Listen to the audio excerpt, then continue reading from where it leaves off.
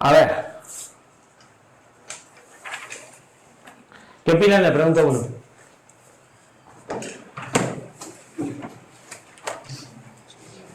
Que era difícil porque veo que no contestar.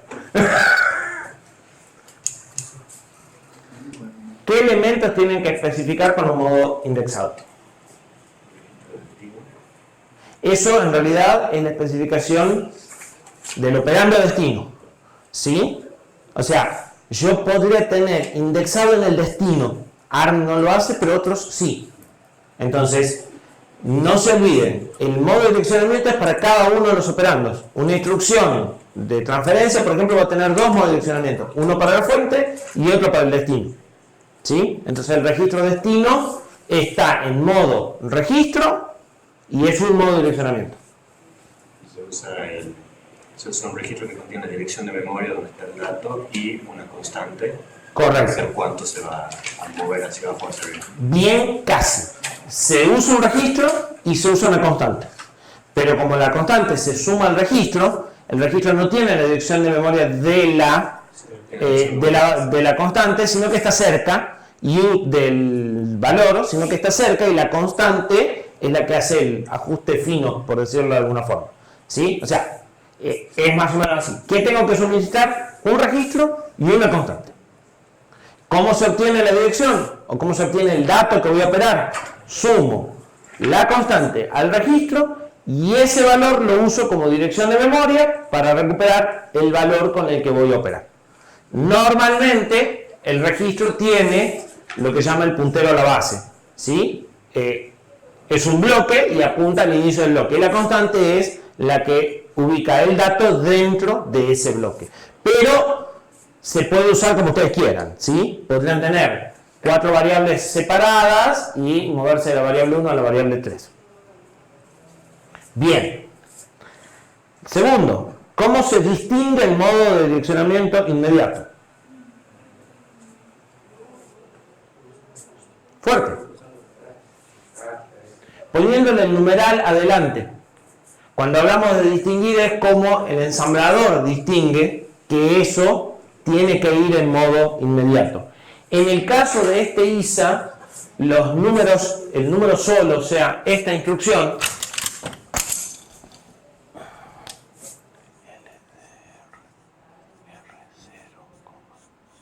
no existe. Porque o es numeral o es alguna otra cosa. Pero en otros ensambladores sí existe, y esto quiere decir buscar en memoria el valor 14 y sumarlo al R0. Y para distinguir que esto es la dirección de memoria 14, se usa el numeral. Este ensamblador conserva el numeral a pesar de que no hay ninguna opción sin numeral. ¿Sí? Como los corchetes indican acceder a memoria. Entonces cada uno de los símbolos sirve para saber el modo de direccionamiento que está usando en ese operando. ¿Sí? Eso le facilita la vida al ensamblador. Entonces el numeral es cómo se distingue. ¿Sí? ¿Qué deberían de suministrar? Bueno, deberían suministrar una constante. Y esa constante forma parte de la instrucción. ¿Sí? Bien.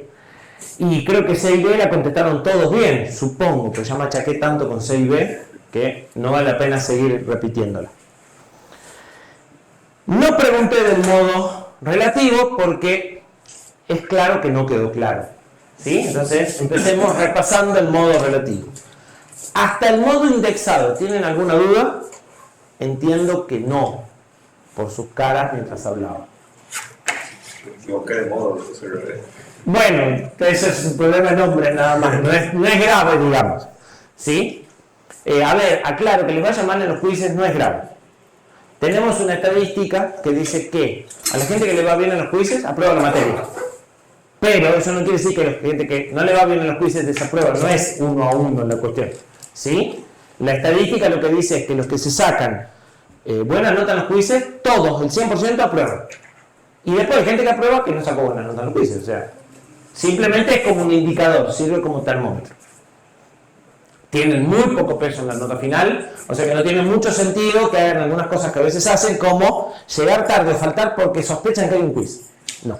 Es preferible que tengan 0 en el quiz y que les quede claro qué cosas tendrían que revisar porque no supieron responderlas a tiempo, porque es de lo que venimos hablando. Dicho eso, si queda claro el indexado usa un registro y una constante. El relativo también usa un registro y una constante. La única diferencia entre el relativo y el indexado es que el registro es siempre el PC. En el relativo, el registro ya no lo tenemos que especificar en principio, sería implícito, porque siempre usa como registro base al PC. Y eso hace que entonces la referencia es la instrucción que estoy ejecutando en el programa. Porque como el PC me señala a mí misma como instrucción, el relativo va a ser moverme respecto a la instrucción para arriba o para abajo. Normalmente se utilizan los saltos, ¿sí? Para decir, saltemos 10 instrucciones adelante y eso me da la capacidad de mover todo el programa y que no cambie. En lugar de decir saltar la dirección 1000, le digo avanzar 7 instrucciones. ¿Hasta ahí? ¿Se entiende? Sí. Bien. Pero además, este procesador lo usa para resolver las cargas de direcciones de memoria, que son números de 32 bits y que ya vimos que no se pueden cargar en una sola operación. ¿Qué es lo que hace? Junto con las instrucciones, pone constantes. Entonces, si esto es la instrucción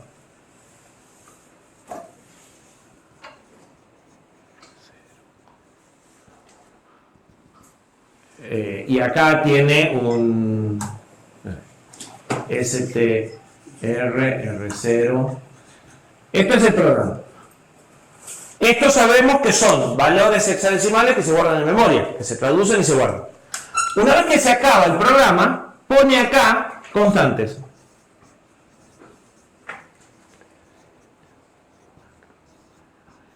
Normalmente constantes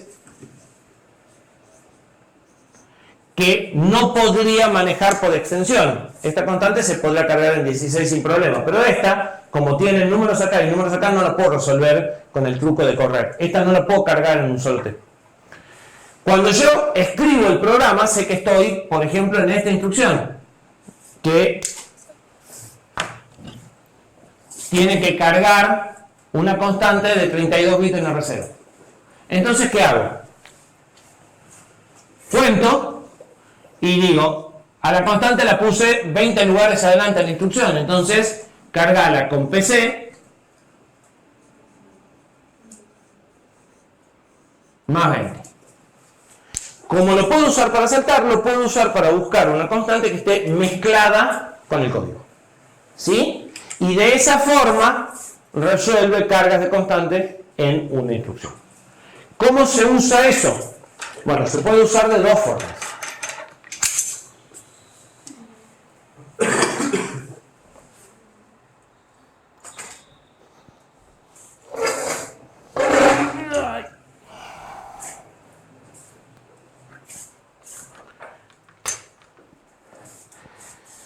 Esto es lo que acabamos de decir. Este modo tiene la ventaja de que si yo muevo el programa, pero las cosas mantienen el orden relativo, no cambia nada del programa. Y vamos a necesitar mover el programa por varias razones, entonces vamos a tratar de usar siempre este modo antes que el absoluto. El absoluto es decir, la dirección 1000, la constante 1000. Y entonces, lo que vamos a poder hacer en el assembler también es ponerle una etiqueta.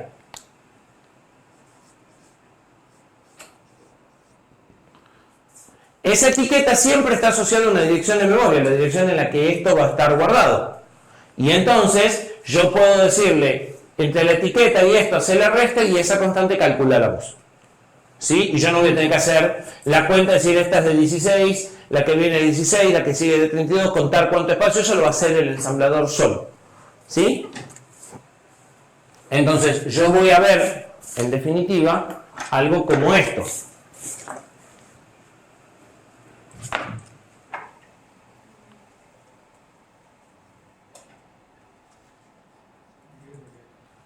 ¿Sí? Y él se va a encargar de hacer la cuenta, va a saber que acá lo que va es la diferencia y no el valor, y va a hacer la resta. Entonces, podremos, como decíamos recién, poner una tabla y decirle que usemos PC y el desplazamiento a la tabla.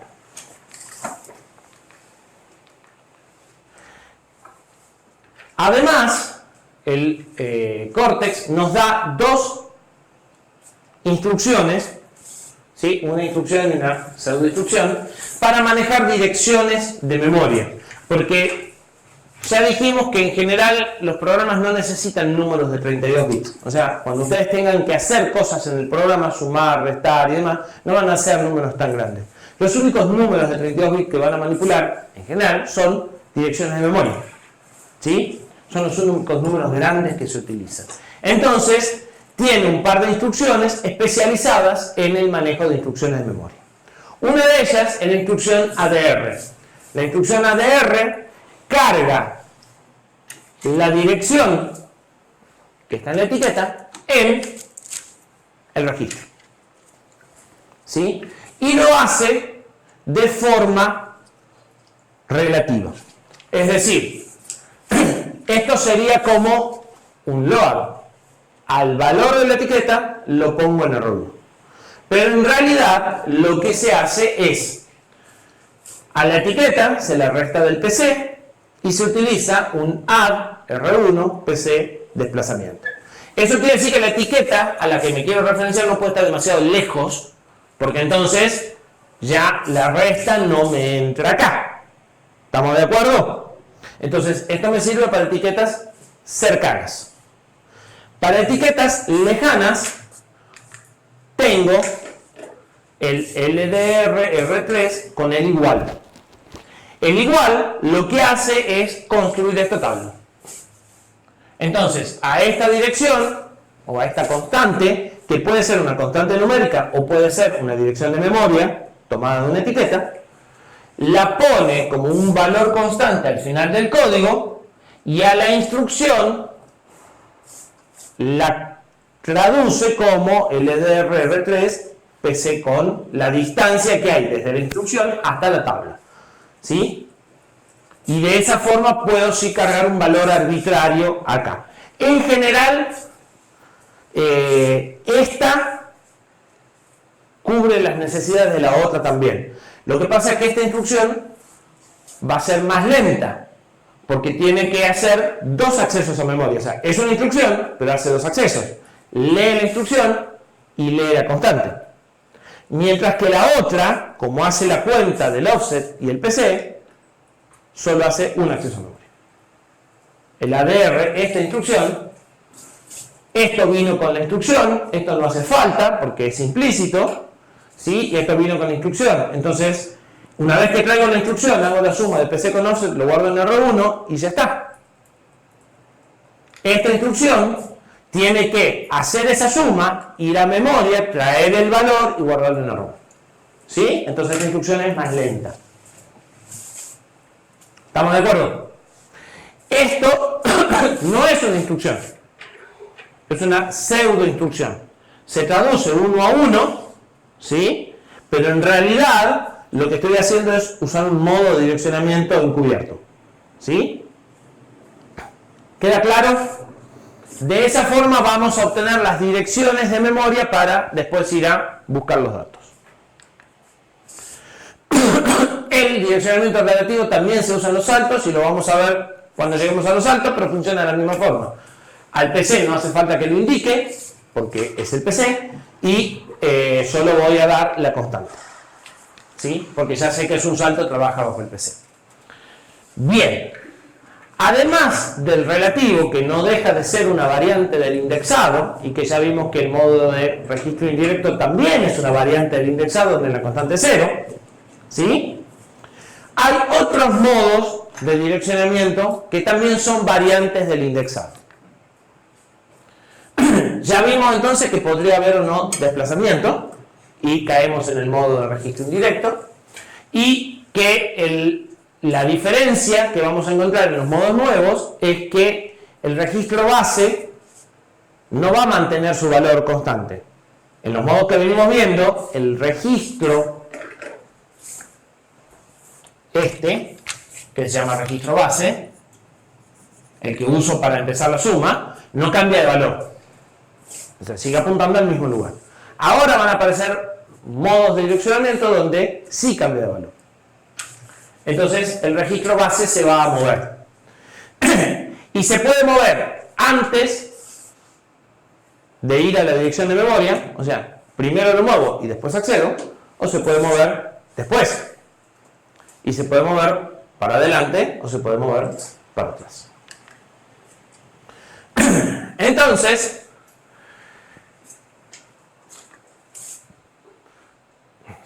vamos a encontrar el modo indexado preincrementado.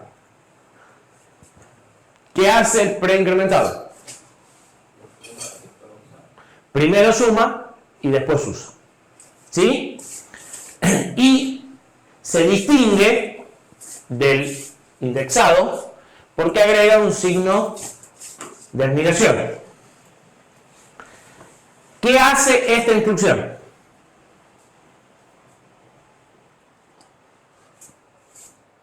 Primero la cosa fácil que hace. Primero le suma el 4. Suma 4 a R2. ¿Qué más hace? Va a memoria en esa dirección, en la suma. ¿Qué más hace? Supongo que guarda el nuevo valor en R2. Vamos por las fáciles. Sí, guarda el valor. Guarda el valor que trajo de memoria en R1. Y, como tiene esto, guarda el resultado de la suma en R2. Sin esto, no guarda el resultado de la suma en R2. ¿Se entiende? O sea, hace casi lo mismo, la diferencia es si además de guardar R1, guarda la dirección de memoria que usó en R2 o no la guarda. ¿Sí? ¿Para qué lo usarían? Para ir teniendo direcciones de memoria que estén separadas, un dado. Un vector. ¿Sí? Para recorrer un vector. Porque fíjense que pasan por todas las direcciones de memoria. En realidad pueden subir 8, pueden subir 32, se pueden ir saltando. Pero entran en el valor de la suma. Si quisiéramos ir hacia atrás, ¿qué hacemos? Menos 4. Esto sigue siendo asignado y entonces me puedo mover hacia adelante o hacia atrás en función de que tenga signo.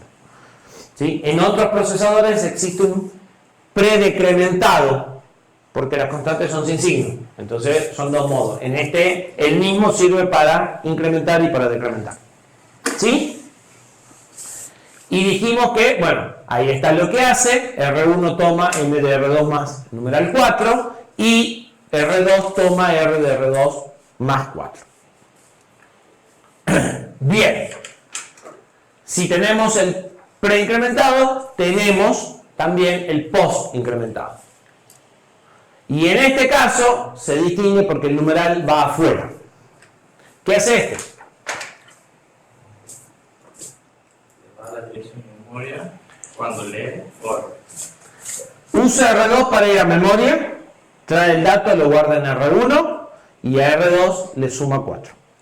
¿Sí? Si se fijan, los corchetes están estratégicamente puestos. Los corchetes dicen a dónde van a hacer el acceso a memoria. Bien.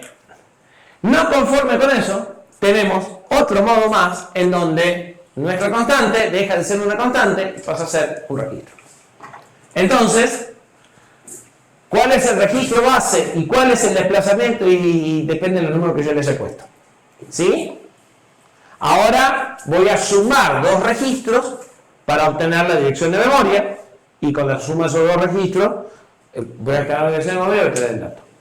¿Para qué se usa?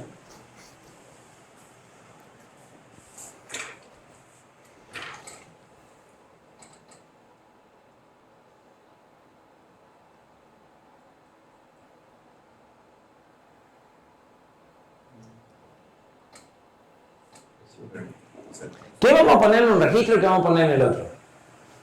Una dirección de memoria en el otro, una variable numérica que va a ir cambiando. En este vamos a usar la dirección de memoria, o sea, en uno de los dos vamos a seguir teniendo el registro base y en el otro cambiamos una constante por un valor variable. Pero Conceptualmente deberían seguir siendo lo mismo, debería seguir siendo el desplazamiento, ¿sí? Cuánto me muevo. Y eso es un índice. Entonces, cuando ustedes recorren un vector con un for y hacen P sub I, acá está I y acá está B, que es el puntero del primer elemento. ¿Sí? Pero esto solo sirve si el vector es de bytes. Entonces voy a la dirección 1000, 1001, 1002, 1003. Si el vector no es de bytes, ¿qué tengo que hacer?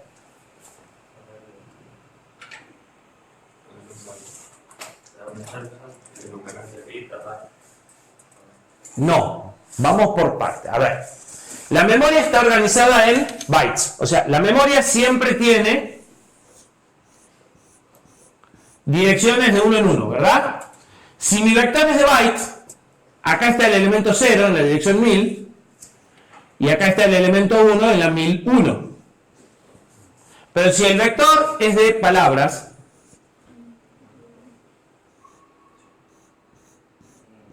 tengo el elemento 0 en la 1000, 1001, 1002 y 1003. Todo esto es el elemento 0. Y el elemento 1, 4 después. ¿Sí? ¿Estamos de acuerdo? ¿Cómo voy de R3, que tiene el valor 1, a 1004? El 1000 está acá, pero acá tengo un 1. Lo puedo poner 3 o ponerle. ¿Pero qué operación tengo que hacer? Estoy preguntando. No. Yo tengo en un lado el 1000, que es la dirección base. Y en otro lado tengo el número de elemento. El 0, el 1 o el 2. Pero el elemento 2 empieza en la 1008. El elemento 1 empieza en la 1004 y el elemento 0 empieza en la 1000. Tengo que multiplicar por el tamaño del elemento. ¿Sí? O sea, tengo que hacer R2 más 4 por R3. ¿Estamos de acuerdo? ¿Sí o no? Bien. ¿Y qué opinan? ¿Se podrá?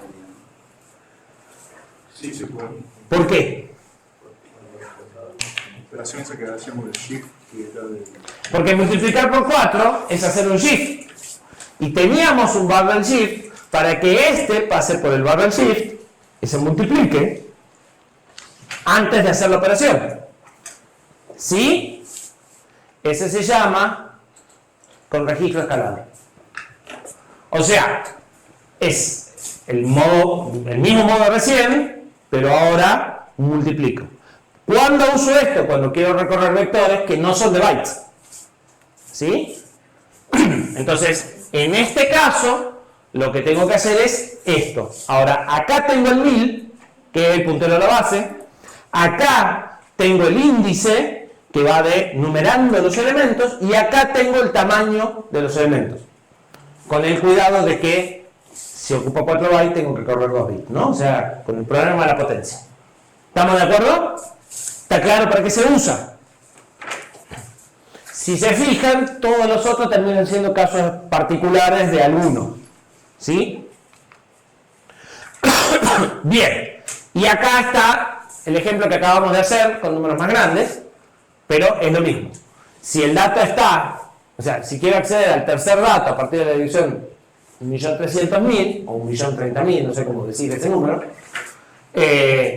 tengo que hacer, y estos son, eso lo vamos a ver después, pero el LDR carga palabras.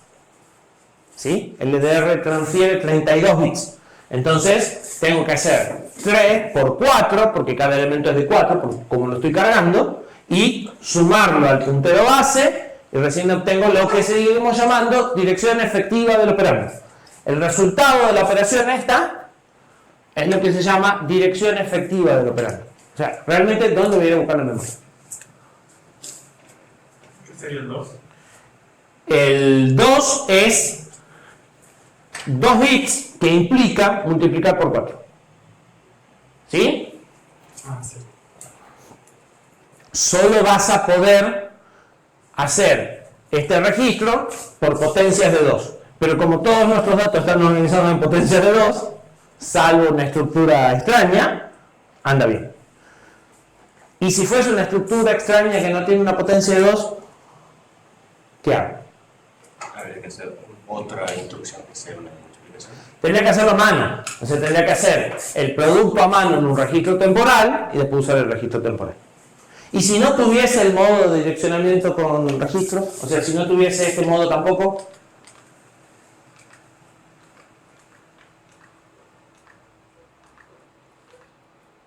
si no tuviese este modo, ¿cómo hago? Al registro, usando el indirecto al mismo registro y sumándole cuando Tengo que armar la suma esta en un registro temporal y después usarlo. ¿Se dan cuenta por dónde viene el problema del assembler?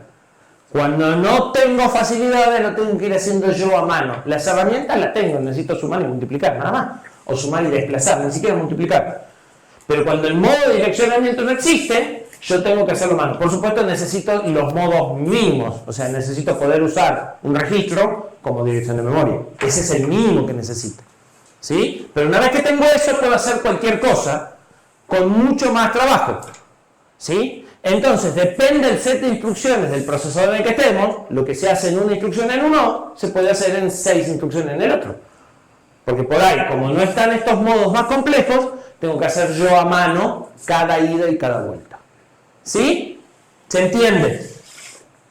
Este procesador tiene un modo de direccionamiento bastante sofisticado, razón por la cual muchas instrucciones de assembler, como decíamos recién, el B sub I, se puede traducir en una línea de assembler sin importar el tamaño de B, sin importar la posición de B, sin importar, o sea, sin importar el tipo de estructura que sea B, se puede resolver en un T. En otros, esta misma operación lleva 3 o 4 pasos. Tengo que al índice multiplicarlo por el tamaño del elemento, sumarlo a la dirección base y recién puedo acceder a memoria. Bueno, es lo mismo. ¿Sí? El problema es que cuando tengo que hacer muchos pasos es fácil que se pierdan. Y cuando terminan de acceder al dato de memoria ya no se acuerdan para qué lo querían usar. Si no son ordenados, lo que pasa es que, a ver, un programa que lee 2 datos y los suma, o sea, que suma 2 vectores, pasa a ser un programa así de largo. Entonces es fácil en determinado momento perderse si no tienen un diagrama de flujo y van. Lo primero que quiero hacer es leer el elemento. Tengo que hacer 4 instrucciones para leer el elemento.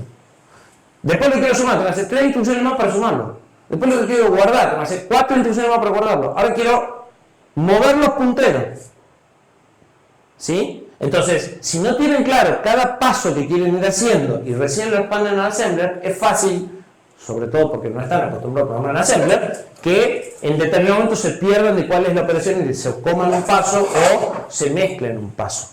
¿Sí? Entonces, la clave del éxito en el ensamblador es que sean prolijos y que hagan eso que nunca hacen, que es primero un diagrama de flujo, un pseudocódigo o algo para poner en claro cuál es el algoritmo que van a implementar y que después sigan paso a paso el algoritmo. O sea, cada paso del algoritmo se convierte en este bloque de assembler. Cada paso en este bloque. ¿Sí? No se manden a escribir los programas de uno porque van a fracasar estrepitosamente. Bien. Y con eso terminamos los modos de direccionamiento. No quedan más. ¿Sí? El ensamblador, dijimos que tiene por función facilitarnos la vida de escribir el código. Algunas cosas que nos va a dar el ensamblador ya las vimos. Ya vimos que va a ser la diferencia entre el destino y el lugar en el que estoy para calcularme los desplazamientos y ese tipo de cosas. Para eso, yo voy a tener ciertas cosas que me va a dar el ensamblador. Y el ensamblador me va a dar 2 cosas. Por un lado, me va a dar pseudo instrucciones, que son instrucciones, o sea, son instrucciones que se traducen en otra instrucción, ¿sí? Son instrucciones que no existen y que se traducen en otra instrucción, o en a lo sumo 2 instrucciones en otros lenguajes, pero es 1.1 o 1.2, y que son como alias. Entonces, en lugar de yo tener que acordarme que para cargar una constante de 16, tengo que sumar la constante de 1 y después moverla, por ahí me da una instrucción que dice esta carga de 32 y se automáticamente se traduce en las dos instrucciones que hacen falta para cargarla, ¿sí? O en este caso, que me pone la tablita constante y lo resuelve. Entonces, no son instrucciones en el sentido que no se traducen literalmente una a una lo que va a ser el binario después, sino que o se expanden en dos instrucciones, en un bloque muy cortito, o cambia el modo de direccionamiento y lo que tengo es un modo de direccionamiento ficticio, ¿sí? Para que me sea más fácil entender lo que hace la instrucción. Eso se llaman pseudo instrucciones. Siguen siendo, o sea, sigue habiendo una diferencia significativa entre las pseudo instrucciones y las instrucciones de un lenguaje superior, ¿sí? Esto sigue siendo muy fácil de traducir. La otra facilidad que vamos a tener en un ensamblador son órdenes al propio ensamblador para decirle cómo quiero que genere ese código binario, ¿sí? Por ejemplo, a partir de qué dirección de memoria quiero poner esto. Porque en algún momento le tengo que decir, esto va en flash. Y la de flash está a partir de tal dirección. Entonces, de alguna forma le tengo que decir, mira, a partir de tal dirección vamos a empezar a preparar este programa. Porque eso después le va a servir para saber este valor de etiqueta, qué valor efectivo tiene, ¿sí? Yo normalmente el programa lo voy a escribir consecutivo como se ejecuta, pero en algún momento le tengo que decir dónde arranca. Entonces, eso donde arranca no se traduce en una instrucción, o sea, no es una instrucción, es una orden de cómo tiene que funcionar el propio ensamblador. Y eso se llaman directivas al ensamblador. Las directivas al ensamblador se distinguen porque empiezan con un punto. Y acá están algunas de las más importantes de las que vamos a usar permanentemente. Dijimos que este procesador soporta dos lenguajes simultáneamente, uno de 32 y uno de 16. En realidad, este procesador que nosotros usamos no, pero los procesadores ARM en general, toda la familia, puede usar dos lenguajes, un ISA de 32 y un ISA de 16. ¿Sí? Nosotros vamos a usar el de 16. Pero de alguna forma le tenemos que decir qué tipo de ISA es el que tiene que generar las instrucciones. Porque los mnemónicos son los mismos para los dos. ¿Sí? Entonces, eso es lo que le estoy diciendo con estas tres directivas. Le estoy diciendo qué tipo de procesador es, porque en función del procesador hay instrucciones que existen o que no. Hay un Cortex M4 y hay un Cortex M0. El M0 no tiene ciertas instrucciones que el M4 sí tiene. Entonces, para saber si las instrucciones que estoy usando son válidas para este objetivo. El ensamblador es el mismo para un M0, un M4, un A53, o sea, para todos los procesadores de ARM, el ensamblador es el mismo. Entonces, le tengo que decir qué procesador, de qué familia es, porque si bien las instrucciones son compatibles, algunos tienen más instrucciones que otras. Le tengo que decir en qué forma voy a escribir el assembler. Durante algún momento la sintaxis de las de 16 era distinta de la sintaxis de 32 y en algún momento las unificaron para que realmente el assembler sea el mismo. Entonces le tengo que decir que voy a usar sintaxis unificada y que quiero que genere instrucciones en modo thumb, o sea en modo de 16 bits. Si no me generaría instrucciones de 32 que después mi procesador no puede ejecutar. Este va a ser como un preámbulo que está en todos los códigos, porque todo lo que nosotros vamos a escribir es para M4 con sintaxis unificada en modo thumb. ¿Sí? Después le tengo que decir si esto va en flash o en RAM. Y eso normalmente no se dice en forma directa. ¿Por qué no se dice en forma directa? Porque la cantidad de memoria que tiene cada dispositivo y los lugares donde tiene memoria cambian de componente en componente. Pero varios componentes de una misma familia tienen el mismo set de instrucciones. O sea, lo único que cambia es la dirección de inicio de la memoria. Entonces, lo que se hace es separar el proceso de compilación en dos partes. Porque además, el proceso de ensamblado de hoy en día es compatible con el proceso de compilación de C. Porque no se escribe en assembler, pero sí se escriben rutinas en assembler que se ejecutan desde C. Entonces, en realidad, nosotros estamos usando un ensamblador que es parte de GCC y que es parte de lo que usa el mismo compilador de C para generar el assembler final. ¿Sí? ¿Y qué sucede? Cuando ustedes compilan un proyecto de C, que lo vamos a ver el miércoles que viene, como los proyectos pueden ser grandes, se compilan por partes. De hecho, ustedes deben de haber escuchado que ustedes compilan y enlazan. ¿Alguna vez escucharon hablar del enlazador? ¿Sí? El enlazador es el que fija las direcciones de memoria. Es decir, cuando yo compilo, no compilo para la dirección 1000, sino que compilo para flash o para RAM. Le digo, esto es código, estos son datos. Y el enlazador, cuando junta todos los pedazos de assembler, junta todos los pedazos de código, se fija dónde está la flash y lo pone en la dirección de flash. Entonces, el ensamblador no necesita en general saber que quiero que algo esté en la dirección 1000, sino que necesita saber si lo que estoy escribiendo tiene que ir a memoria volátil o memoria no volátil. Y para eso, lo que se utiliza son los marcadores de sección. Lo que yo le voy a decir es que la sección binaria que viene a continuación es de texto, o sea código, o de datos. ¿Sí? Esto va a ir a parar a memoria flash o memoria no volátil y esto va a ir a parar a memoria volátil. ¿Sí? Pero en un paso posterior al ensamblado.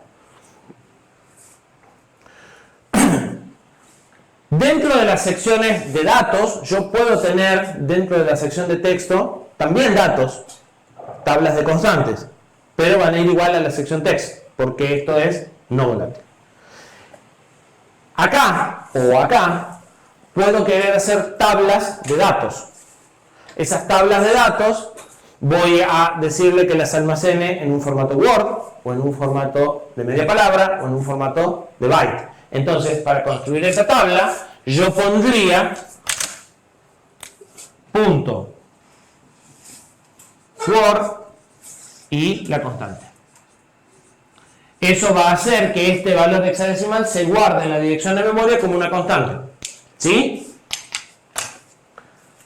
Esto como una constante de 32, esto como una constante de 16 y esto como una constante de 8. Dijimos que hay una restricción de que las constantes de 32 tienen que empezar en direcciones múltiplos de 4 y que las constantes de 16 o que cualquier cosa de 16 tiene que arrancar en direcciones pares. ¿Sí? Pero si yo vengo construyendo una tabla de datos y esa tabla de datos tiene bytes por ahí, no sé si termina en un múltiplo de 4 o no. Si vengo utilizando instrucciones, sabemos que hay instrucciones de 16 e instrucciones de 32. Pero como estos son valores de 32, esto debería empezar en un múltiplo de 4 y por ahí esta terminó en un múltiplo de 2. ¿Se entiende? Entonces, para no tener que preocuparme yo por eso, lo que voy a poner acá es un punto align. Y le voy a decir, no importa cómo vengas, lo que viene a continuación tiene que arrancar en un múltiplo de 4. Y él se va a encargar de dejar el hueco que haga falta, ¿sí? Y si yo después cambio las instrucciones de arriba, va a seguir adaptándolo, para que yo no me preocupe de tener un acceso no alineado. Si no hago esto viene justo a continuación de esto y podría no estar en una dirección múltiplo de 4. ¿Sí? Entonces tengo la dirección align, a secas, va a 4, y después le puedo decir si quiero que alinee a 2 o 4, si es que quiero alinear a otra cosa. Normalmente alineamos a 4. Ese espacio, o sea, que Se perdió. se lo sabe. Sí. Sí. O sea, son 2 bytes en 0 que no se usan. Punto pull. Profe, ¿Sí? si yo pongo varios align a lo largo del código, No hace nada. O sea, el primer va y los otros no.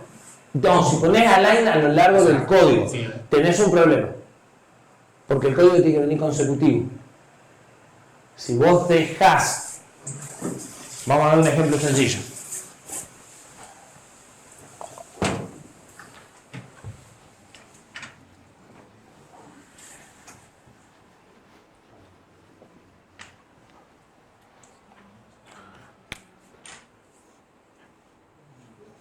Vos tenés una instrucción de 32 en dos partes, como habíamos visto en memoria. ¿Sí? Esto es instrucción 1, esto es instrucción 1. Después viene una instrucción de 16. Y esto sería, por ejemplo, supongamos, tu instrucción 3, que le toca cruzada. Como las instrucciones van alineadas al 16, Esta instrucción de 32 en realidad son dos pedazos de 16. Dijimos que se traía primero esto y cuando se identificaba como una de 32 recién se traía esto. Entonces, esto no está desalineado porque es 2 de 16 y no 1 de 32. ¿Sí? Si vos pones una line entre la I3 y la I4 y la I4 queda así, acá te queda, pero cuando el programa venga a ejecutar no va a pasar por acá y lo va a ejecutar. Entonces el align solo se usa cuando se acabó el bloque de código. ¿Sí? Nunca puede estar en el medio de algo que se va a ejecutar. Sirve para que una vez que se acabó el programa, venga tu tabla de datos o venga otra subrutina. O sea, si I4, todavía no lo vimos, pero si I4 es un programa distinto, entonces sí va el align. Porque el programa sí tiene que empezar acá. No necesariamente, pero a veces sí.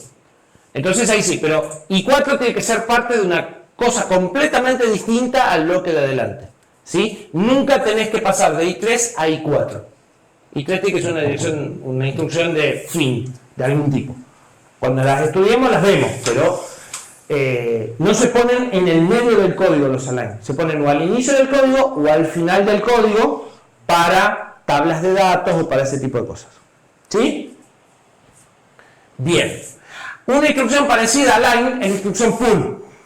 La instrucción pull hace una line, pero además le dice que vos querés que estas tablas de constante que se construyen solas se pongan en ese lugar. ¿Sí? Entonces sirve para marcarle al ensamblador dónde querés que se pongan las tablas de constantes. Si no lo haces, las pones al final del código, pero si el código es muy largo, podría suceder que te diga, no tengo dónde poner las tablas porque me estoy yendo demasiado lejos. ¿Sí? Nosotros vamos a ver un poquito más adelante cómo lo fragmentamos al código en el equivalente a funciones y vamos a poner esto al final de cada función para que las tablas estén con cada bloque de código cerca. ¿Sí? Esto hace una animación y además le dice dónde poner las etiquetas. Otra directiva que vamos a usar siempre es .global y el nombre de una etiqueta. Esto sirve para que esta etiqueta sea global, es decir, para que se exporte en el código binario y la use el enlazador. Lo vamos a ver en detalle el miércoles cuando veamos cómo se hace el práctico, el uso de esto y cuando veamos el uso del enlazador. ¿Sí? Pero básicamente sirve para que puedas llamar desde un archivo a cosas que están en otro archivo. ¿Sí? Es el equivalente al declarar una función en un H, para que se den una idea así rápido. Y esta sirve para reservar espacio. Lo que hace es mover el puntero de datos tantos lugares y reservar tantos bytes. Normalmente está con una etiqueta y es la forma de declarar una variable. ¿Sí? Pongo una etiqueta y asigno tantos espacios a partir de la dirección de memoria que viene manejando en el puntero a esa etiqueta. ¿Sí?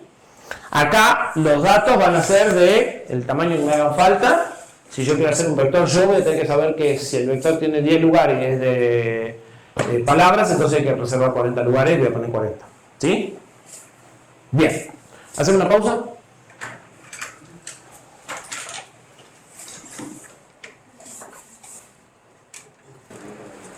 Ahora sí. A mí no me quedó clara la directiva de la ciudad. ¿Cuál? La directiva del STAM. La directiva del STAM. La que estaba en la diapositiva anterior. La que está en la diapositiva anterior. Vamos. Eso puede estar en... Esta es si va a generar instrucciones de 16 o de 32 bits. ¿Sí? Porque si bien el M4 solo puede ejecutar de 16, no se da cuenta con esto de que además tiene que poner esto. Bueno, tenés que poner vos. O sea, esto es si las instrucciones que vos estás escribiendo se van a traducir en instrucciones de 16 o en instrucciones de 32, pero el set de instrucciones que nosotros no podemos ejecutar. El set de instrucciones de 32 se llama el nativo y el de 16 se llama thumb. ¿Sí? En nuestros códigos va siempre, porque no podemos ejecutar otra cosa. Pero además, Dentro del thumb está el thumb y el thumb 2. El thumb tiene más restricciones y el thumb 2 es un poco más amplio. Los M4 tienen thumb 2, que tienen instrucciones de 16 y algunas instrucciones de 2 por 16, para no llamarles de 32. El thumb 1 solo tiene instrucciones de 16. Entonces esa instrucción que vimos, por ejemplo, que era 2 de, esa no se puede ejecutar en un M0, porque el M0 solo ejecuta instrucciones thumb y son todas de 16, o sea todavía un conjunto más chico, pero eso ya sí lo distingue por acá. ¿Sí? Bien, ¿alguna otra duda que no se haya entendido? De todas formas, el miércoles yo les voy a explicar cómo se escribe un código y cómo se lo baja a la placa. Y ahí deberemos terminar de ver bien todas las directivas que vamos a usar y el proceso de traducción en detalle. O sea, ahí me voy a poner en detalle, explicarles cómo se compila y cómo se enlaza y qué es lo que hace cada parte. Cómo lo hace el C y cómo lo vamos a hacer nosotros. Bien, esto ya lo había dicho, no una, sino 2 o 3 veces. El procesador requiere que las palabras o las medias palabras estén alineadas, para eso estaba la directiva align, y entonces si un dato de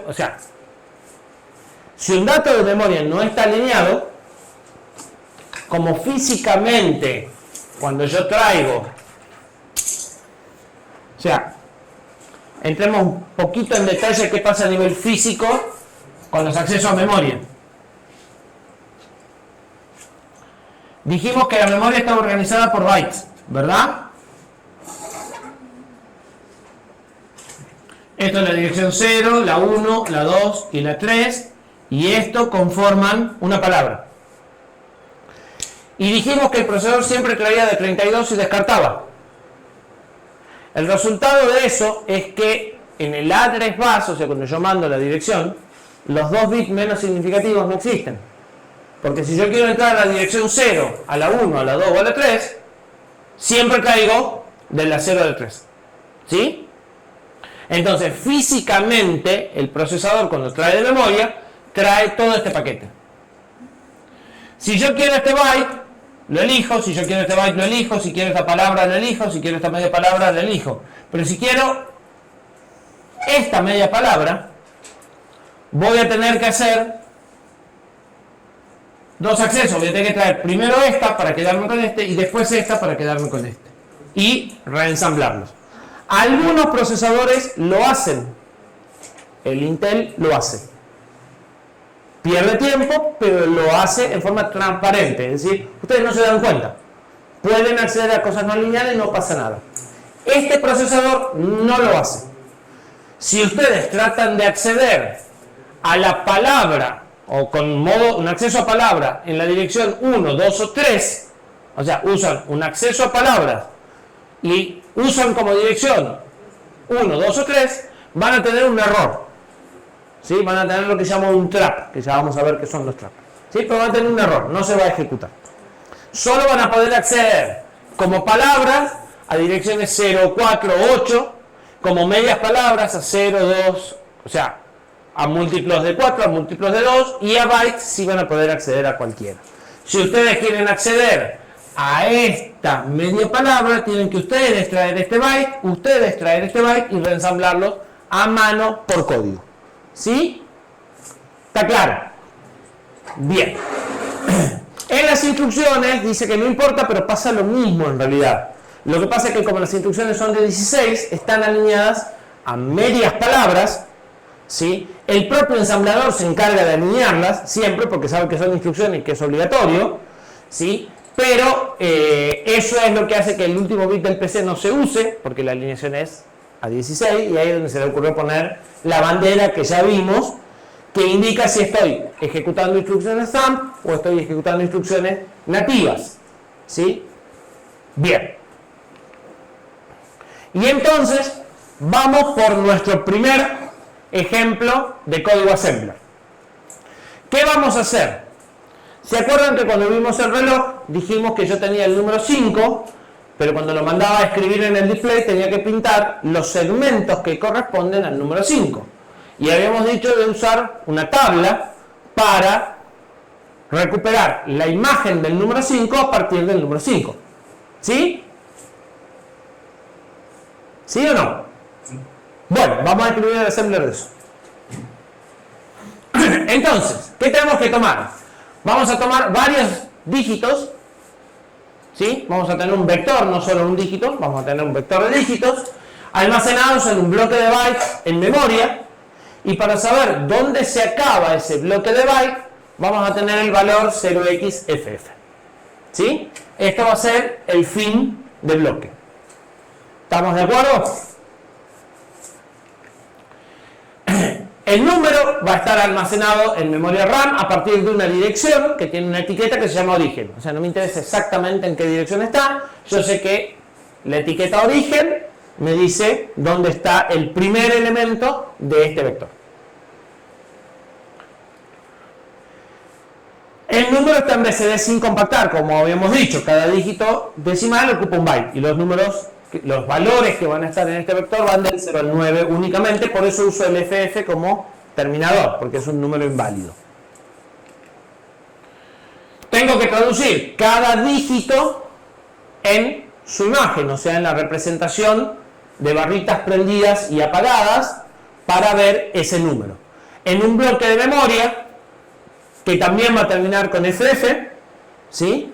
Cada byte de este se va a representar por un byte, o sea, va a representar un byte de este, y los dígitos convertidos los tenemos que guardar a partir de la dirección destino, que va a ser otra variable.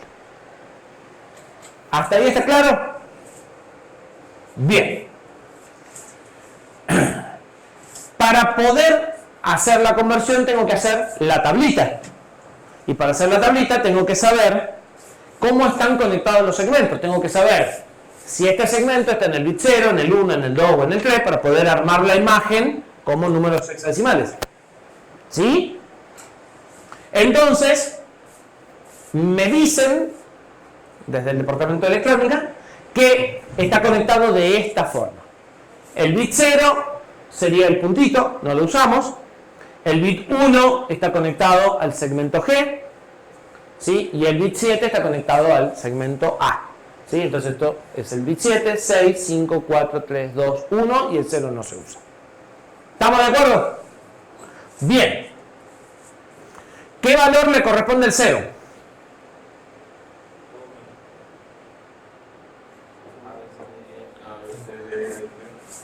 O sea, este es fácil. F. ¿Sí? Esta mitad es F.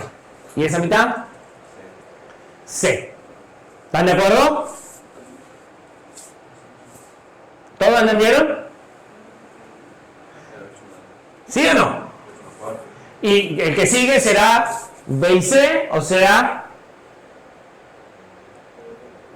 4 y 2, 6, 0, y así construyo una tablita. ¿Sí? En la primera posición está el dígito 0, en la segunda posición está el dígito 1, y en realidad en la tablita van a ser estos valores. ¿Sí? ¿Estamos de acuerdo? Bien, ¿qué tiene que hacer el programa?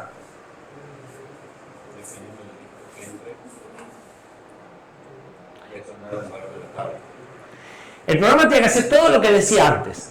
En esencia, va a tomar el número, va a buscar la posición en la tabla y va a recuperar este valor. Y va a tomar cada valor del vector de origen, lo va a usar como índice en esta tabla y a este valor lo va a guardar en el vector de destino. ¿Se entiende? ¿Sí? Más o menos. Bueno.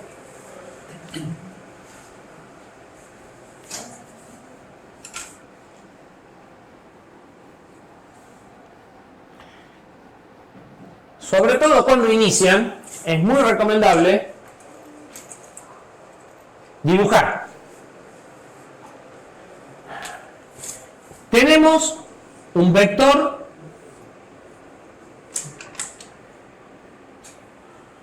que empieza en origen, ¿sí? Y que tiene números que van del 0 al 9. Por ejemplo, el 1, 3, 5, 9 y que termina en 0xff. Esto me marca el final. Y tengo otro vector señalado por destino. Origen y destino no son punteros, sino que son etiquetas, son constantes. No las sé, pero están resueltas. Y lo que quiero poner acá es, por pintarlo de alguna forma,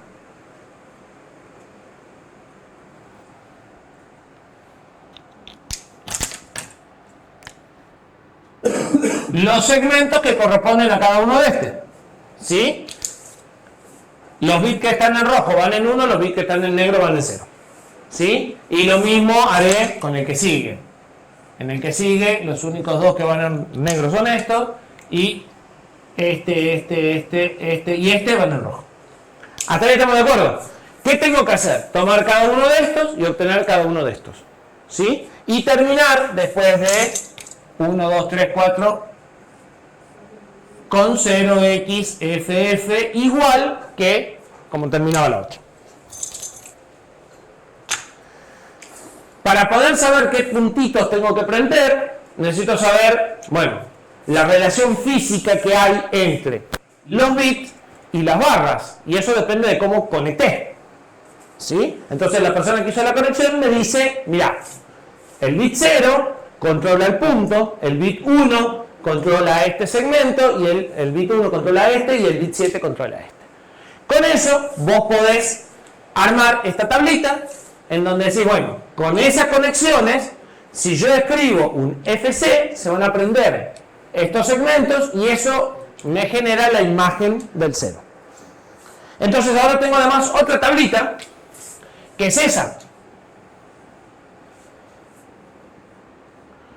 que la pondremos, por ejemplo, en la dirección tabla, así muy original, y que va a tener el FC, el 60, etc. Es decir, la imagen del 0, la imagen del 1, la imagen del 2. ¿Qué tiene que hacer mi programa? Bueno, tiene que leer el elemento 1 de acá, con el valor que lee, con el número 1, tiene que usarlo como índice en esta tabla, es decir, entrar en el primer elemento, recuperar el contenido de la entrada 1 y escribirlo acá. Después tiene que mover, buscar el que sigue, con el valor leído 3, buscar la entrada 3 y al valor escribirlo acá. También tiene que haber movido el destino. Hasta que lee un FF y entonces tiene que copiar el FF y terminar. ¿Sí? ¿Estamos de acuerdo? Bien. Entonces,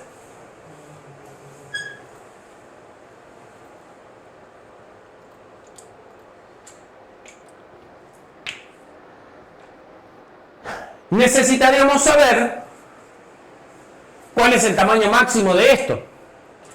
Sabemos que el efectivo está dado por el FF, pero el máximo, bueno, el máximo van a ser 20. ¿Sí? Nunca van a venir más de 20 acá. Vamos a tener el bloque origen, el bloque destino, la tablita de traducciones, ¿sí? Terminamos con FF en ambos casos. Y lo que vamos a hacer es lo que dijimos, tomamos cada uno de acá, usamos el valor leído como índice en este y el valor leído de esta lo guardamos en este. Y repetimos hasta que encontramos FF. Si pasamos diagrama de flujo, y este diagrama de flujo ya lo ponemos más detallado, necesitamos un señalador que me diga cuál es el elemento que estoy leyendo acá. ¿Sí? Bueno, para eso vamos a usar a R0. R0 va a ser el señalador que me dice cuál es el elemento que estoy por traducir. Necesito un señalador, un puntero, que me diga en dónde tengo que escribir. Ese va a ser R1.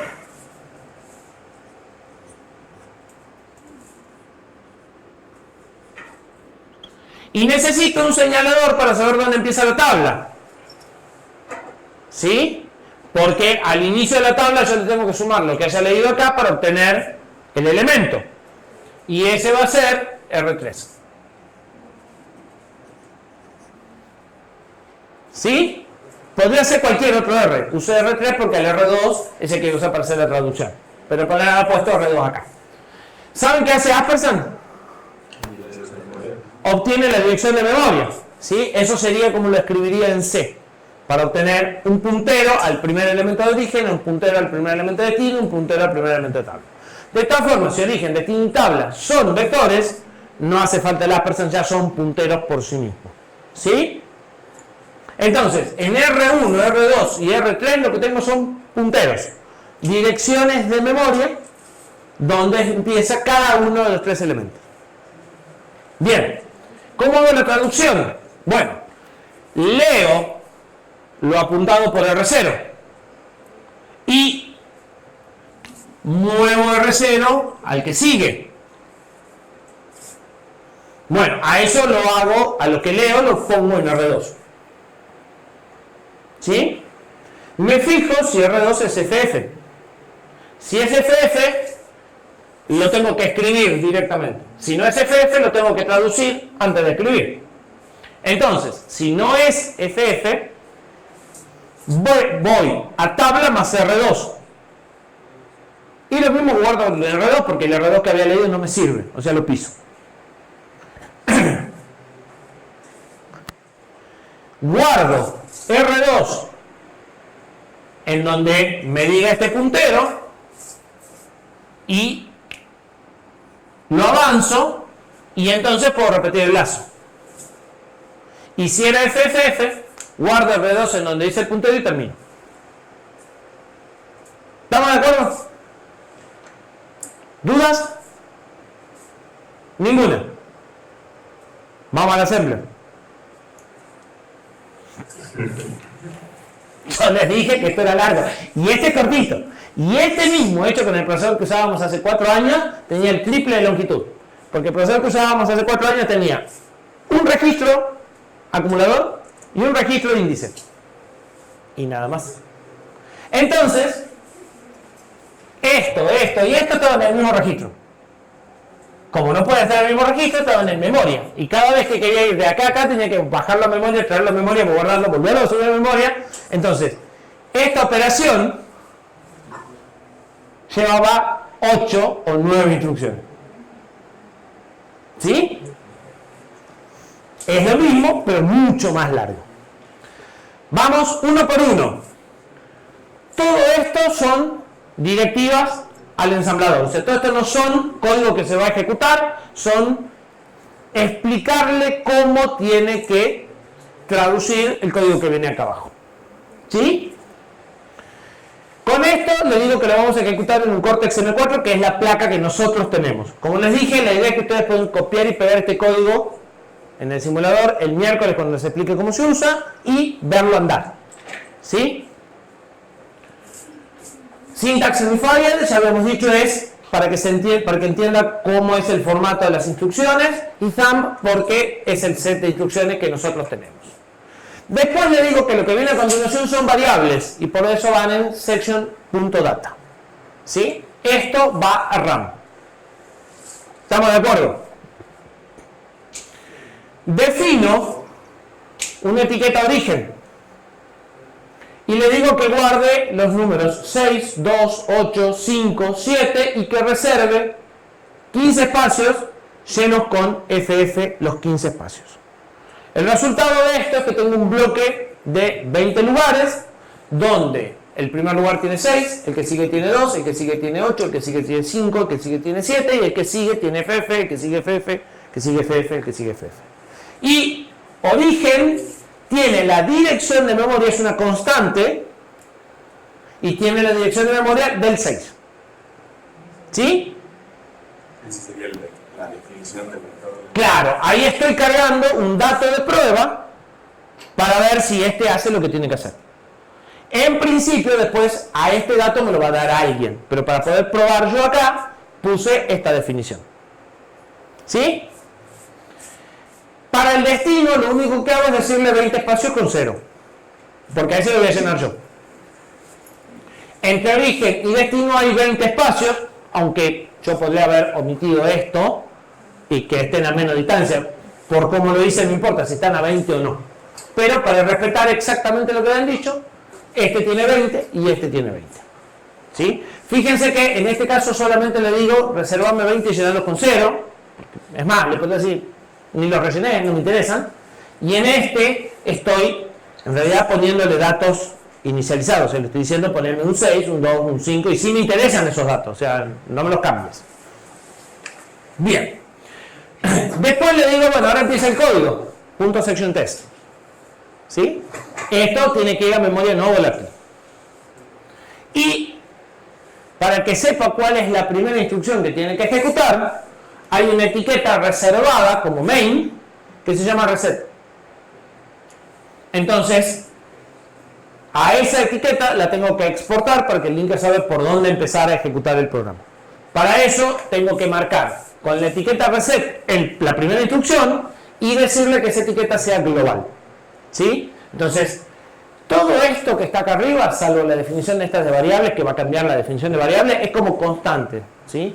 Es una plantilla que medio vamos a usar. De todas formas, tienen que entender para qué sirve cada uno de los componentes. Algunos no van a cambiar nunca. Esto no va a cambiar nunca, porque no vamos a cambiar nunca el procesador. Esto no va a cambiar nunca, porque lo está usando el enlazador para determinar cómo empieza a ejecutar el programa. ¿Sí? Otras cosas sí van a ir cambiando. Entonces, ¿qué es lo primero que tenía que hacer? Cargar en R0 el valor de la etiqueta origen. O sea, apuntar de R0 al primer elemento. ¿Sí? LDR, R0, igual origen, porque origen es una dirección de 32 bits. ¿Sí? Lo mismo con R1, lo mismo con R3. ¿Sí? Tabla está acá abajo. Es del mismo formato que esta, pero está en flash. ¿Por qué está en flash tabla? ¿Podría estar en RAM? No, porque tiene que ponerse, aunque paguemos el procesador. Correcto. Esto es parte necesaria para que esto ande. ¿Sí? Si yo esto lo pongo en RAM, cuando apague el procesador lo vuelvo a prender, no anda más. ¿Y qué pasa con esto? Porque esto está en RAM. Eso me lo tenía que dar. Pero Claro. Esto es parte de lo que yo estoy escribiendo. Esto me lo tienen que dar. Lo estoy poniendo para poder probar. Entonces, el criterio con el que van a hacer las cosas en el práctico es justamente ese. Lo que ustedes le dan, como el vector, lo vamos a hacer de esta forma. Esto solo sirve la primera vez que lo ejecuto. Yo apago la placa, lo vuelvo a prender y esto ya no está. Pero no es parte de lo que yo tengo que escribir. Esto es un dato de prueba que yo estoy usando para ver si lo que escribí hace lo que tiene que hacer. Entonces, uso esta forma que es mucho más fácil que las otras formas que puede haber de inicializar un vector. En donde yo tendría que escribir código e ir cargando el 6, el 2, y resulta que cargar el 6, el 2, el 8, el 5, el 7 por código va a ser más largo que el código que tengo que hacer. ¿Sí? Pero el código que yo tengo que hacer necesita de esta tabla, si no, no funciona. Entonces, esta tabla sí la tengo que poner en flash, porque son constantes. Y si yo necesito variables en mi código, las tendré que inicializar a mano por código. ¿Sí? ¿Se entiende el criterio? Solo voy a poder cargar de esta forma datos de prueba, para ahorrar tiempo. Bien. Entonces, apunto a origen, destino y tabla. Fíjense que a diferencia de lo que sucede en C, tabla puede estar definida después de que que la uso y no hay ningún problema. ¿Sí? Y ahora empieza el lazo. Entonces pongo una marca para saber cuando llegue el final del lazo a dónde tengo que volver a cerrar el lazo. ¿Sí? LDRD, R12, R0, numeral 1. ¿Qué hace esa instrucción?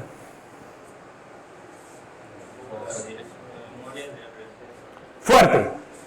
Se va de 0 a va a lo apuntado por R0.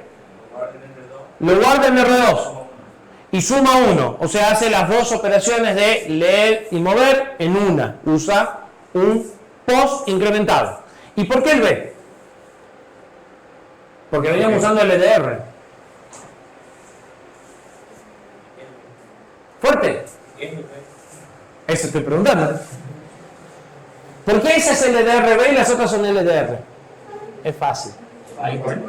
Porque estoy cargando un byte. ¿Sí?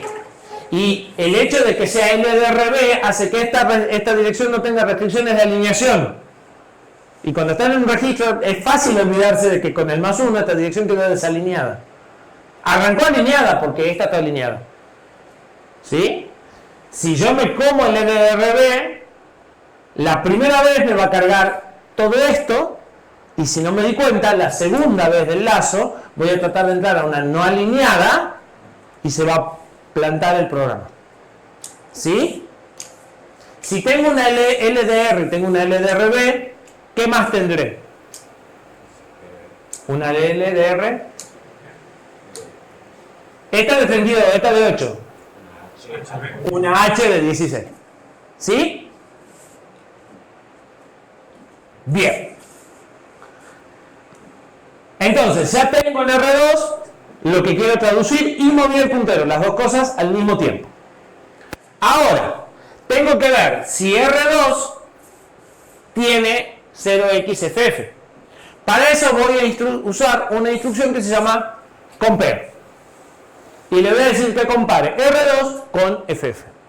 Compare en realidad hace una resta pero no guarda el resultado, solo guarda las banderas. ¿Sí? Si R2 y FF son iguales, ¿qué sucede? ¿Qué bandera me lo va a decir? La del 0. Entonces voy a tener un branch equal, que va a ser lo mismo que branch si la bandera de Z está en 1, ¿sí? Pero es más fácil si estos dos son iguales. Voy a saltar a final, ¿sí?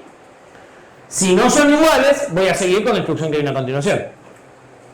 Y ahora cargo en R2 la suma de R3 con R2.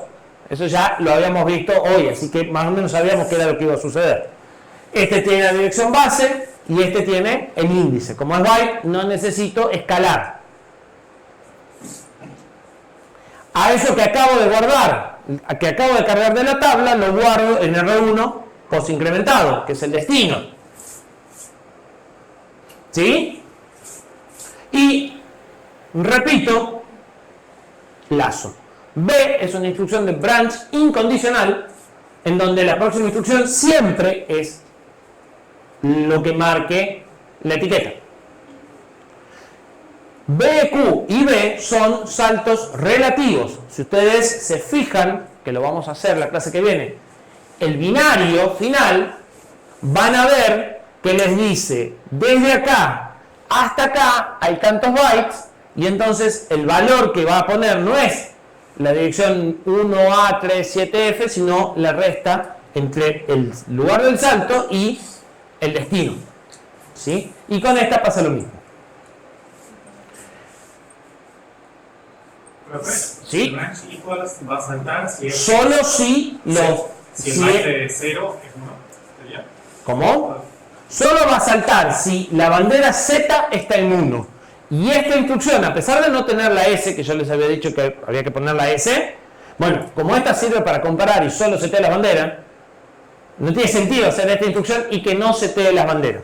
¿Sí? Entonces, esta instrucción setea las banderas, todas las banderas, en función de una resta, Mira las banderas de...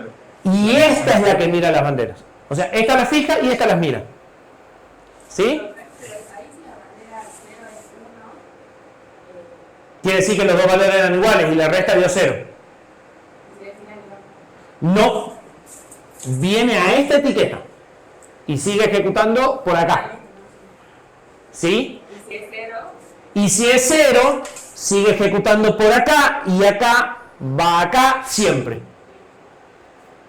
Ese es el patrón, eso lo vamos a ver en el tema que sigue, vamos a ver los patrones de programación, pero un lazo del tipo while siempre tiene un salto incondicional en el cierre, porque se cierra siempre, y un condicional en algún lugar. Muchas veces el condicional está incluso en la cabeza del lazo. ¿Sí?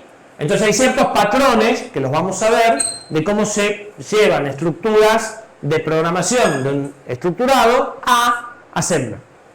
¿Sí? Sí, podrían usar el compare, hacer una suma recta y usar esa bandera para... Sí, podrías haber hecho una recta. Porque para comparar en realidad lo que necesitas es una recta. Sumarlos no te hubiera dado información. Restarlos te dice si son iguales, si este es mayor, o si este es mayor, o si son mayor. O sea, restarlos te dice si el resultado es negativo, quiere decir que este era mayor. ¿Sí? Si tenés un overflow, te dice que este era mayor pero con signo. Si son negativos, este era mayor pero sin signo.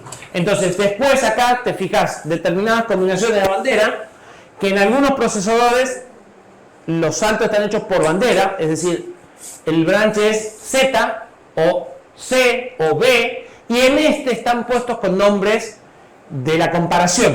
Entonces tenés equal, less or equal, greater or equal, greater than. Entonces tenés dos letras que te dicen mayor, mayor igual, menor, menor igual, y las banderas están implícitas. Hay una tablita en el set de instrucciones, que ya la voy a buscar y voy a decir dónde están, en donde están las condiciones lógicas. O sea, yo quiero que este sea mayor o igual que este.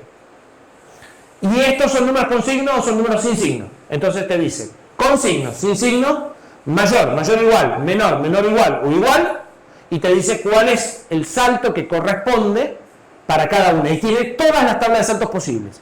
¿Sí? Todas las combinaciones de banderas están. Otros procesadores viejos no. Tenían algunos saltos sí, algunos saltos no. Entonces, por ahí, vos querés saltar por igual, pero solo estaba el distinto. O querés saltar por mayor, pero solo estaba el menor. Y tenías que saltar a un lugar para saltar de vuelta. Los saltos son bastante fáciles. En una tabla y están todas las combinaciones. Entonces, buscan cuál es la combinación y eso les dice qué salto usan. ¿Sí? Siempre después de una instrucción de comparación o una aritmética. Yo acá podría tener un lazo for y hacer un add R2, R2, menos 1 y decirle que salte si es distinto de 0. Y cuando es 0, sigo, por ejemplo. ¿Sí?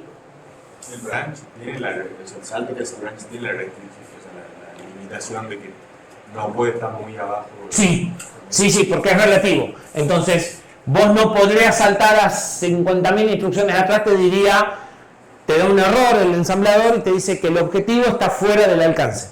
En inglés, por supuesto, ¿no? O sea, te dice que el destino del salto está fuera del valor de constante que puede usar. Sí, eso sucede. Bien, entonces dijimos que si salgo del lazo, empiezo a ejecutar esto, guarda R2 en R1 ya sin posincrementar, y entro en un lazo infinito porque ya habíamos dicho que los procesadores no paran. Entonces hago un salto a mí mismo y eso hace que este se quede ejecutando acá indefinidamente. ¿Sí? Y después tengo una directiva al ensamblador para decirle que estas tres constantes las ponga acá. Esta pool incluye una line automáticamente, o sea, como estos son constantes de 32 siempre tienen que ir alineadas, entonces el pool además hace una line y eso va a hacer que si esta terminase en una múltiplo de 2, acá me quede 2 bytes en 0 y recién me ponga el punto pool. Y después voy a poner, después de la tabla de él, voy a poner mi tabla de bytes. ¿Sí? ¿Se entiende? ¿Sí? Yo no entiendo cómo se llegaría a lo del final si es que va a estar en un ciclo. Es que no llegás al final. Una vez que llegas acá, te quedás indefinidamente. No existe el final en un procesador que no tiene un sistema operativo, digamos. ¿Y cómo cargar la tabla entonces? La tabla, bien. La tabla ya está cargada en memoria. Esto, a ver. Esperá, porque ahí es muy importante la pregunta en el sentido de ¿qué sucede? La tabla se carga en memoria junto con el programa antes de que el programa empiece a ejecutar. ¿Sí? La tabla esta es para el programa o para todo el proceso lo mismo que los códigos binarios de esta instrucción. Entonces, ¿qué es lo que sucede? Habíamos dicho que había un diagrama que vos decías, tenías el código fuente, ¿te acordás del final del tema 1?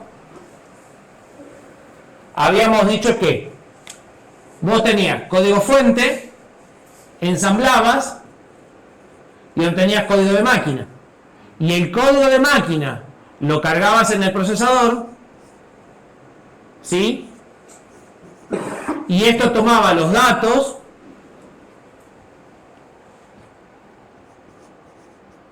y usaba el resultado. Esto era tiempo de compilación y esto era tiempo de ejecución. Entonces, la tabla se carga en tiempo de compilación junto con el programa. Pero nunca se tiene que ejecutar porque no son instrucciones.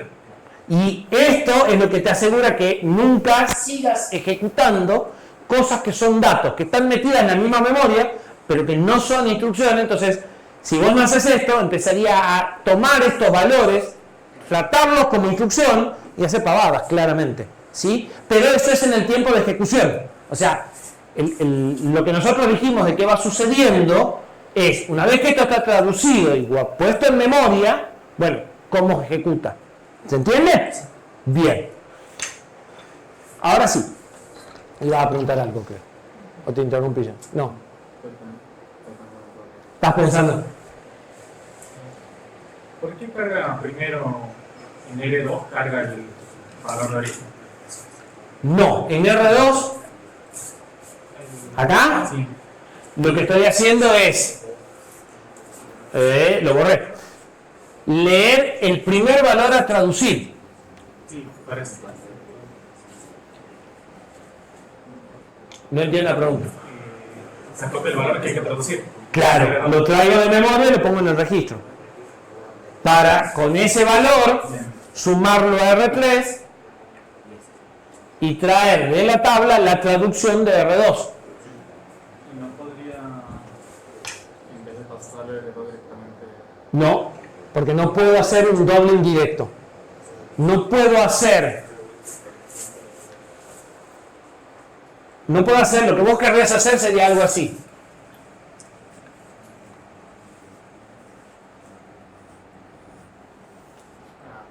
¿Se entiende?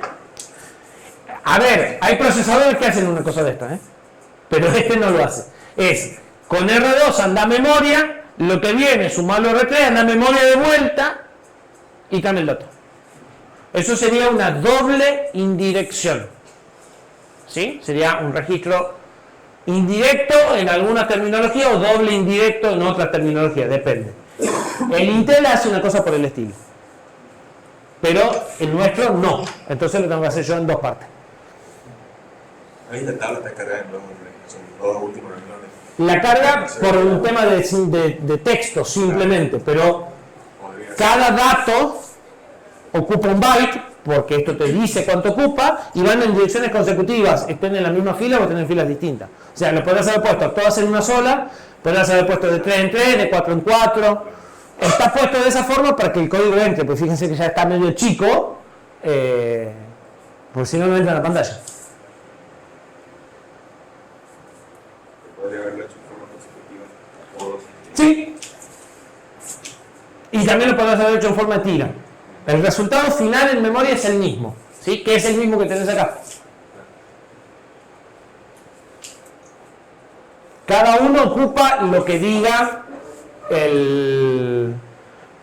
la directiva. O sea, si pongo .word, cada uno te ocupa 32, si no ocupa, y él automáticamente sabe, bueno, no sé en qué dirección empezó, pero si esto está en origen, esto está en origen más 1, esto está en origen más 2, esto está en origen más 3, y van a ver, si abren el resultado del ensamblado, les da un archivo de texto explicando todo lo que hizo, van a ver que habla de origen más 1, origen más 5, origen más 7, ¿sí? ¿Por qué? Porque después se va a decidir si origen vale 1000, 1050 o 3000. ¿Sí? Entonces se maneja todo como más tanto. Ya saben el ensamblador.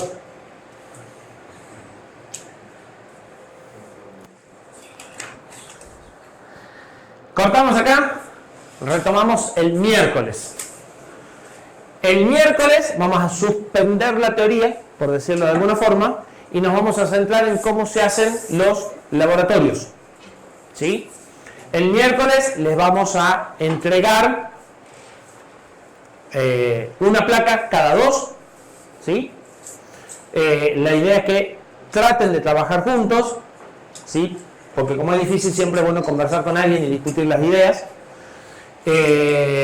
Y si quieren traer sus máquinas para preparar el entorno, es bienvenido. Si no, lo hacen después y aprovechan las consultas para terminar de pulir cualquier problema que tengan. Lo que les vamos a dar es una máquina virtual, que es medio exigente. En realidad no es tan exigente, pero tiene que tener por lo menos 4 GB de RAM y 8 sería recomendable. Los que tienen máquinas de escritorio, los laboratorios se van a rendir en el gabinete de informática, razón por la cual ahí va a estar todo el set de herramientas que les haga falta, ¿sí? O sea que cuando vengan a rendir pueden decidir si traen la máquina o si usan las máquinas de laboratorio. Los que tengan asignadas placas las tienen que traer, porque tenemos muchas placas, pero no tantas como para que tengan algunas personas 2, digamos. Entonces, cuando vengan a rendir los que tienen placa, tienen que traer placa y un cable micro USB, que es lo que usan para enchufar la placa, y las personas que no tienen placa tienen que traer cable micro USB, porque no tenemos 25 cables micro USB. ¿Sí? Listo.